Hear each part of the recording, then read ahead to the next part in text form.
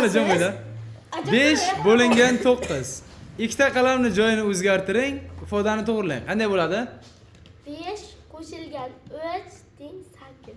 5 qo'shilgan 3 teng 8. To'g'ri. Endi eshitinglar mana. Bu bitta usul, ha? 5 bo'lingan 9. Ikkita qalam joyini o'zgartiring, ifodani to'g'rilang. Qanday bo'ladi? Bitta ikkita. Ya'ni 9 dan 9 ni ayiramiz, teng 0 mi? Malades. Bo'lingan 9 teng 8. Ikkita qalamni joyini o'zgartiring, ifodani to'g'rilang. Qanday bo'ladi? 3-yo'li. Qani? 9 bo'lingan 9. Mana shu 3-yo'lini topgan o'quvchiga mana 50 ming so'm mukofoti bor. 1 minut vaqt ichida. 2.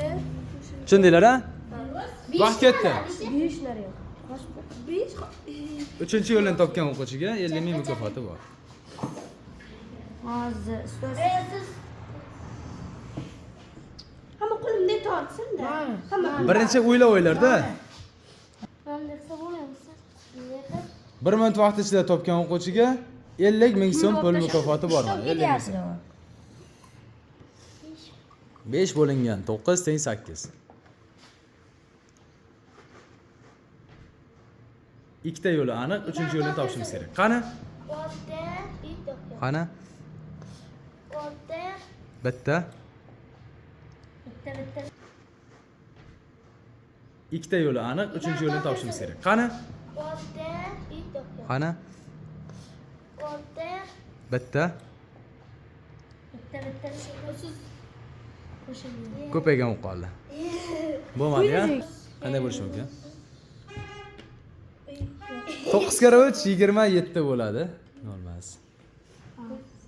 5 bo'lingan 9 teng 8. Qanday bo'lmaymi debsan?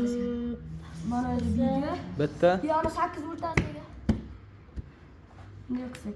Malades. 0 bo'lingan 9 teng 0. Ikkita qalam o'zgartirdimi? Ya'ni qayerda edi bu? Mana bu. Mana bu yerda edi. 8 edi, to'g'rimi? Bittasimi edi. Ya'ni 5 bo'lingan 9 teng 8 edi. Bu qalamni bu yoqqa oldi, to'g'rimi? 8 dagi bitta qalamni bu mana bu yoqqa oldi. Malades. 50 ming so'm pul yutib oldi.